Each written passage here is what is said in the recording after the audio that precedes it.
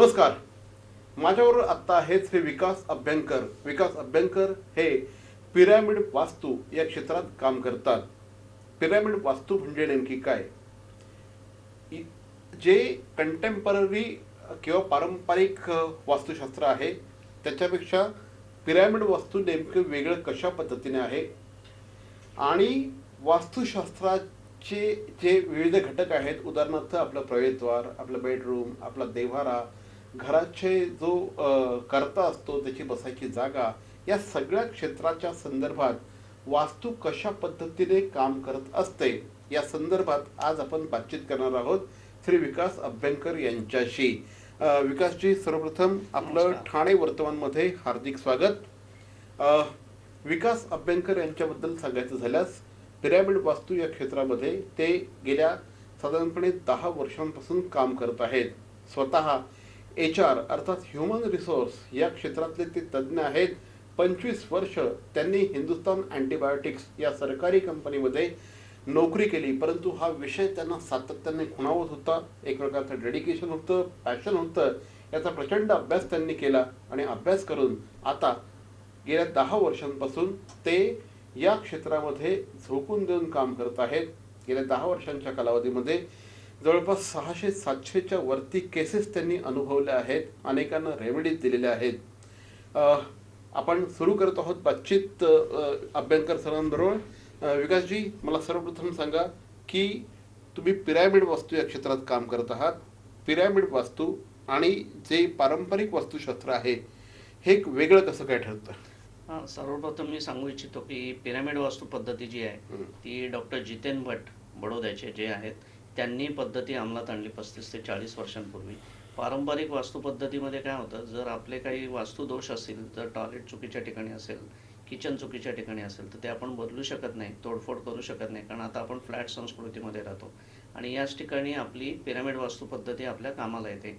Pyramid वास्तू पद्धतीमध्ये असे काही उपाय आहेत की ज्यामुळे तुमच्या वास्तूमध्ये कोणतीही तोडफोड न करता, कुठल्या गोष्टींची वस्तूंची हलवालव न करता आपण तुमच्या घरातील किंवा तुमच्या ऑफिसमधील, कंपनीमधील कोणतेही वास्तुदोष असोत किंवा महादोष असोत ते आपण पिरॅमिड वास्तू पद्धतीच्या उपायांनी आपण दूर करू शकतो.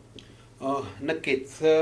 साधारणपणे कधीपासून ही पिरॅमिड वास्तू पद्धतीची आहे ही अस्तित्वात आली आणि याची ठळक वैशिष्ट्य काय आहेत?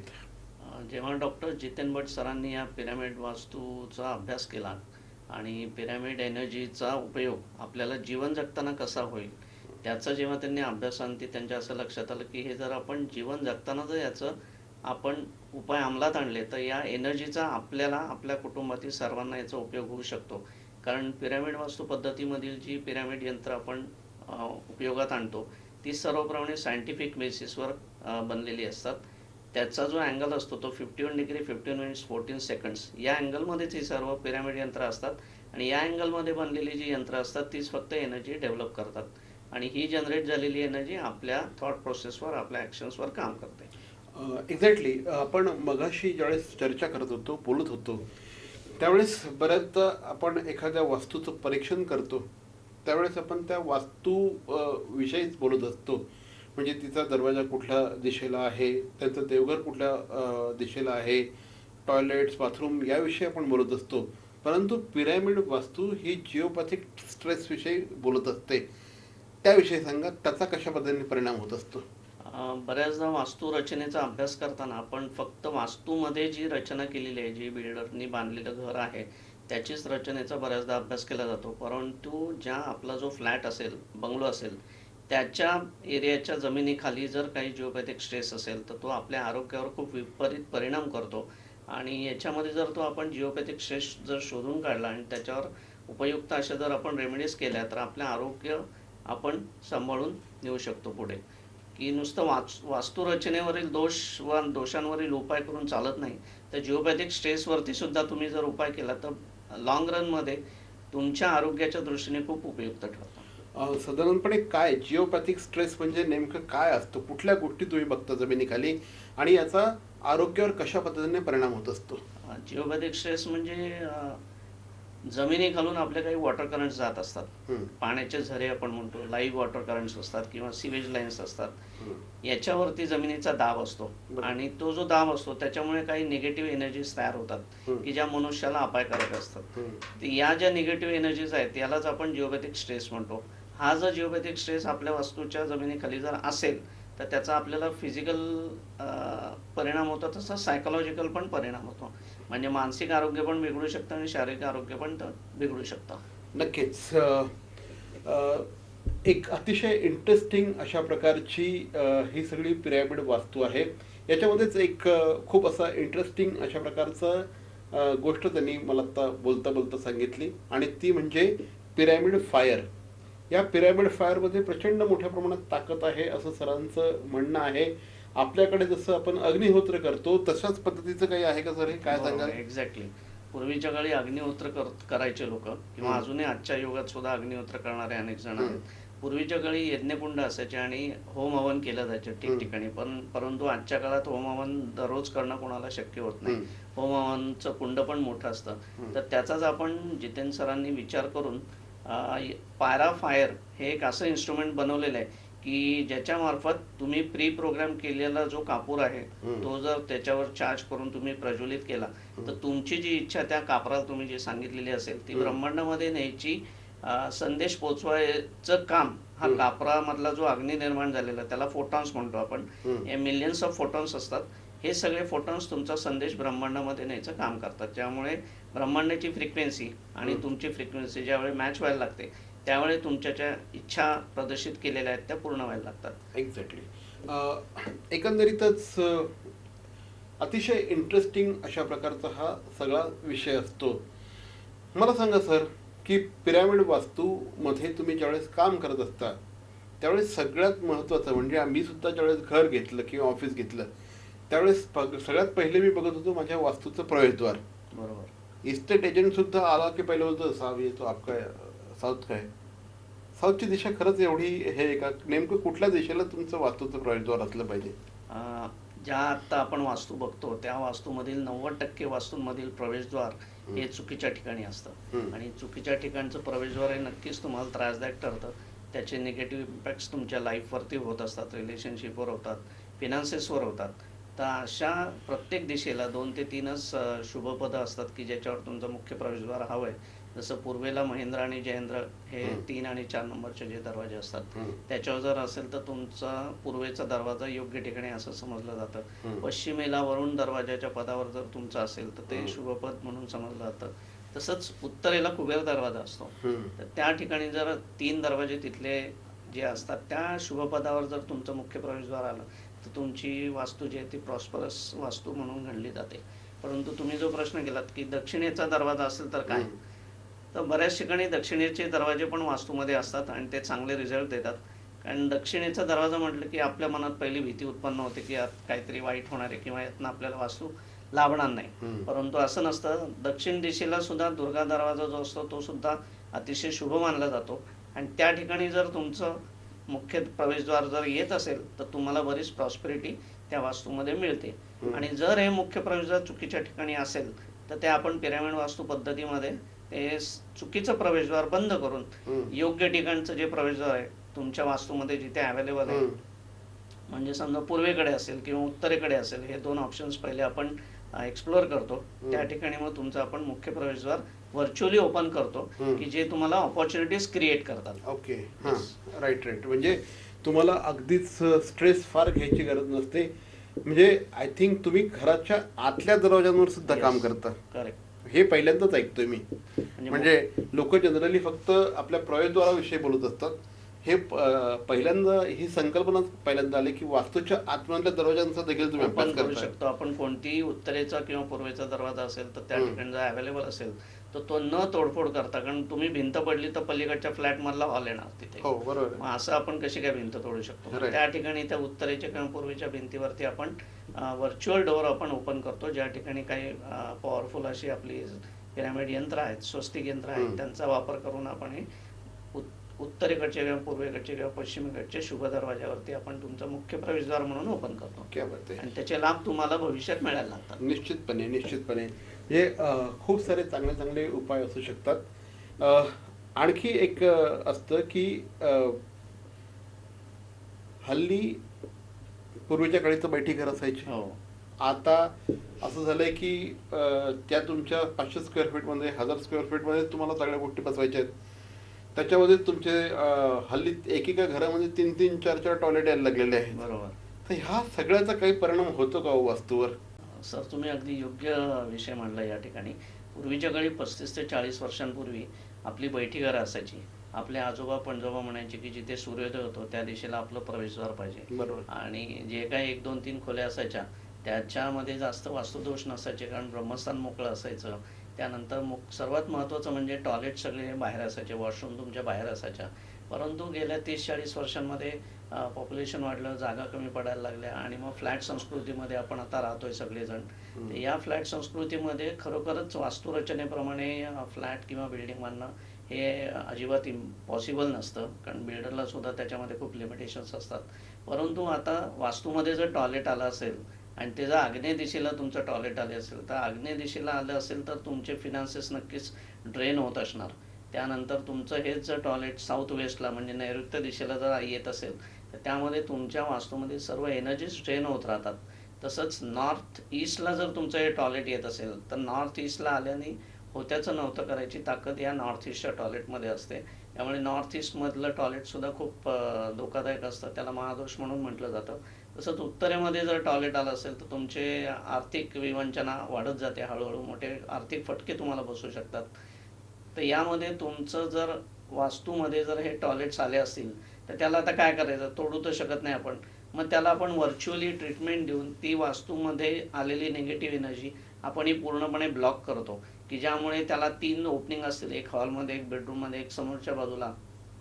या सर्व प्रकारच्या तिन्ही बाजूनी निगेटिव्ह एनर्जी ज्या वॉशरूममधनं तयार होतात त्या ब्लॉक तिन्ही बाजूने आपण करतो आणि ते वास्तूमधील टॉयलेट हे आपण वास्तूच्या बाहेर पुश करतो व्हर्च्युअली, की ज्यामुळे तुमच्या वास्तूमधील टॉयलेटचे दोष पूर्णपणे निघून जाऊ शकतात. नक्कीच. म्हणजे टॉयलेटच्या जागा किंवा पूर्वी हे सगळं बाहेर असायचं, घराच्या बाहेर असायचं, पण आता नॅचरली ह्या सगळ्या गोष्टी ज्यावेळेस आत यायला लागलेल्या आहेत, घराच्या आत यायला लागल्या आहेत, त्यामुळे वास्तुदोष निर्माण होऊ लागले आहेत असं सरांचं म्हणणं आहे. याबरोबरच बेडरूमची जागा कुठे असावी? मास्टर बेडरूम जी आहे ती मास्टर बेडरूम ही नेहमी नैऋत्य दिशेमध्ये तुमची असायला पाहिजे, म्हणजे साऊथ वेस्टमध्ये पाहिजे. कारण साऊथ वेस्टमध्ये जी मास्टर बेडरूम असेल, कारण कर्ता पुरुष कर्ता स्त्री जी असते त्यांची ती मास्टर बेडरूम असते आणि त्या ठिकाणी सर्व एनर्जी जी आपल्या वास्तूमध्ये जनरेट होत असते ती त्या ठिकाणी स्टेबल होत असते. ती स्टॅबिलिटी देणारी दिशा आहे. त्यामुळे ही जी स्टेबल होणारी एनर्जी जी आहे ती जर कर्ता पुरुष कर्ता स्त्री घरातले असतील त्यांना जर मिळाली, कारण त्यांच्या खांद्यावरती जास्त जबाबदाऱ्या असतात, त्यामुळे ती एनर्जी त्यांना मिळणं गरजेचं आहे. त्यामुळे तुमची मास्टर बेडरूम ही नेहमी साऊथ वेस्टलाच पाहिजे. पण हल्ली आपण एक बघतोय की मास्टर बेडरूम जी असते त्याच्यामध्ये हल्ली अटॅच टॉयलेट्स देखील असतात. याचा काय परिणाम होतोय? याच्यामध्ये टॉयलेट जे अटॅच असतात त्याच्यामधून पण निगेटिव्ह एनर्जी आपल्या बेडरूममध्ये येऊ शकते. म्हणूनच आपण मगाशी सांगितल्याप्रमाणे टॉयलेटला आपण व्हर्च्युअली ब्लॉक करतो. म्हणजेच काय करतो, टॉयलेटमधून जी निर्माण होणारी निगेटिव्ह एनर्जी आहे ती आपण पूर्ण ब्लॉक करतो त्या ठिकाणी, ज्यामुळे ती आपल्या बेडरूममध्ये ती प्रवेश करत नाही. Okay okay. पण हल्ली हे सर्वात दिसतंय की टॉयलेटला अटॅचच बेडरूमला अटॅचच टॉयलेट्स असतात आणि म्हणून त्याला मास्टर बेडरूम म्हटलं जातं. ॲक्च्युली हा पण अतिशय एक वेगळा अँगल आहे या सगळ्याचा. म्हणजे आपण याच्यामध्ये जसं आतमध्ये शिरत जाऊ ना तसं हा सगळा जो विषय आहे हा अतिशय इंटरेस्टिंग बनत जातो. एक असतं सर की आता उदाहरणार्थ माझी खुर्ची आहे, ज्या ठिकाणी मी जिथे बसतो तिथे बसलो की मला प्रचंड कॉन्फिडेंट वाटतं. म्हणजे मला मी तिथे खूप चांगल्या आणि मोठमोठ्या डिसिजन्स तिथे घेतो आणि तिथे मला फटाफट डिसिजन्स घेता येतात. तर जो घरातला कर्ता असतो किंवा ऑफिसमधला मालक असतो किंवा इंडस्ट्रीचा जो कोणी डिसिजन मेकर असतो त्याच्या बसायच्या जागा पण काही फिक्स असलेल्या पाहिजे का? येस. तसं आपण घराचं पाहिलं मास्टर बेडरूम कुठे पाहिजे, तसं ऑफिसमध्ये किंवा तुमच्या इंडस्ट्रीमध्ये, मोठमोठ्या कंपन्यांमध्ये जे कोण ओनर्स असतील त्यांचे किंवा जे मॅनेजर्स असतील, जे सगळे अफेअर्स कंट्रोल करत आहेत कंपनीचे, त्यांच्या जर केबिन्स या जर साऊथ वेस्टला असतील तर त्यांना डिसिजन घेण्यासाठी त्या एनर्जीचा खूप उपयोग होतो. बऱ्याचदा इंडस्ट्री आणि ऑफिस म्हटलं की आपल्या डिसिजन मेकिंग ही प्रोसेस खूप महत्त्वाची असते. आणि डिसिजन मेकिंगमध्ये जर एनर्जी तुम्हाला कमी पडत असेल तर नक्कीच तुमचे डिसिजन चुकू शकतात.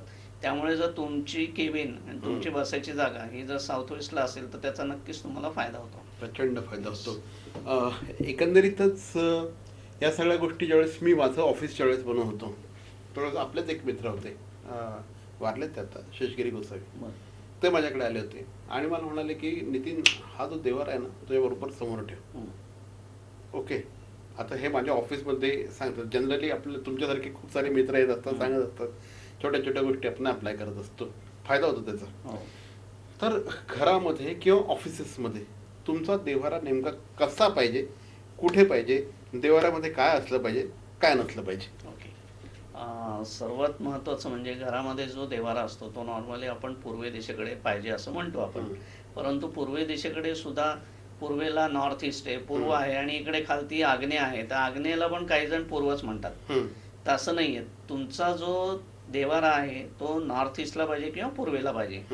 आणि सर्वात महत्त्वाचं, तुमच्या वास्तूचं जे ब्रह्मस्थान आहे त्याच्यामध्ये उभं राहून तुम्हाला जर तुमच्या वास्तूचा नॉर्थ झोन कळला, उत्तरेच्या झोनमध्ये तुमचा देवघर यायला पाहिजे. हे सर्वात महत्त्वाचं. बऱ्याच ठिकाणी आम्ही बघतो की ब्रह्मस्थानात उभं राहिलं की त्यांच्या दक्षिण झोनमध्ये, दक्षिण भागामध्ये देवघर आलेलं असतं. आणि देवघर जर तुमचं दक्षिण भागामध्ये जर येत असेल तर त्याचे निश्चित दुष्परिणाम त्या वास्तूमध्ये राहणाऱ्यांना भोगावे लागतात. तर त्यासाठी योग्य दिशा कोणती किंवा योग्य जागा कोणती, तर नॉर्थ ईस्ट किंवा ईस्ट.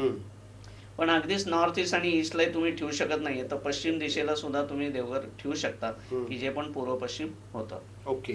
आणि मी दुसरा प्रश्न तुम्हाला विचारला होता, उपप्रश्न याच्यामध्ये, देव्हारा कसा असला पाहिजे, त्यात काय असलं पाहिजे, काय नसायला पाहिजे? देवाऱ्यामध्ये मुख्यत्वे आपली गणेशाची मूर्ती तर असतेच प्रत्येकाकडे, पण कुलस्वामिनीचे टाक वगैरे असतील किंवा कुलस्वामिनीची मूर्ती असेल, कुलस्वामीचा एखादा फोटो असेल, त्यानंतर बाळकृष्ण एक असतो आपल्याकडे, त्यानंतर सर्वात महत्त्वाचं असतं आपलं लग्न झाल्यानंतर सुनबाई ज्या येतात त्या येताना अन्नपूर्णा घेऊन येतात. ते अन्नपूर्णा जी आहे ती जर शक्य असेल तर चांदीच्या वाटीमध्ये तांदूळ भरून त्याच्यामध्ये अन्नपूर्णा ठेवावी. त्याच्यामुळे तुमचं घर नेहमी अन्नधान्याने भरलेलं राहतं. हे सर्वात महत्त्वाचं. क्या बात आहे, बहुत बढिया.